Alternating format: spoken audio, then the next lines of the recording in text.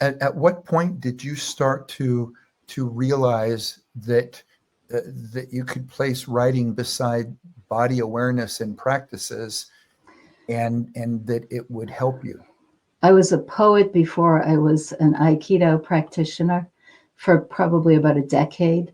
And then I started training in Aikido and became immediately fascinated by the energetics of that, the ways in which it's a martial art, of course, but it's much more about learning how to blend with another person's energy and get out of the way of energy that may seem aggressive, turn it, just fascinating. And I became very, pretty quickly curious about what I was learning about myself by being across from another person on the mats, and what became an exploration, of really myself, how I respond to energy, why I might react in a certain way, what did I need to do to expand that way of being.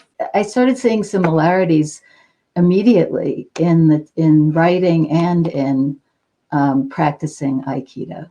And so I started to put them together, just experimenting for years with, I'm going to teach an Aikido class, but I'm going to start the class by reading a poem. So I did that for a while. What happens to you as an Aikido practitioner as this poem descends on you, And so I just started playing with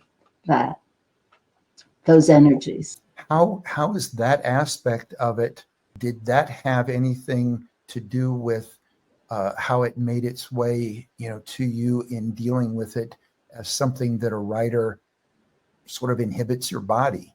It's Aikido is like it's our body, but we're using the momentum of other people's body. And I thought that was very interesting that you had a connection between the two of these, because I had never thought about that until I read it in your book. The whole idea of settling in your system and learning how to move from center, learning hara, that place below your navel that is this physical center of your body, and literally learning how to drop your attention from the head, the overactive head, into the belly, and what a difference that makes in terms of what you're able to receive from another. So like that energy coming toward you, and turn it. And so, think of that in the writing arena, right?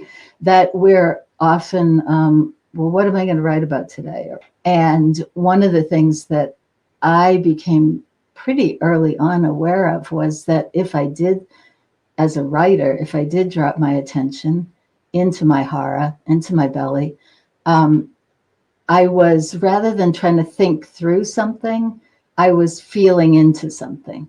And that seems like it is, I think, a much more fertile place as a writer to feel into, instead of scrunch and get all constricted and how will I do this, and that goes right back to the Aikido mats and how you learn how to flow with another person's energy and neutralize an attack. If you like this clip and you want to watch another, click here. If you want to watch the whole episode, click here.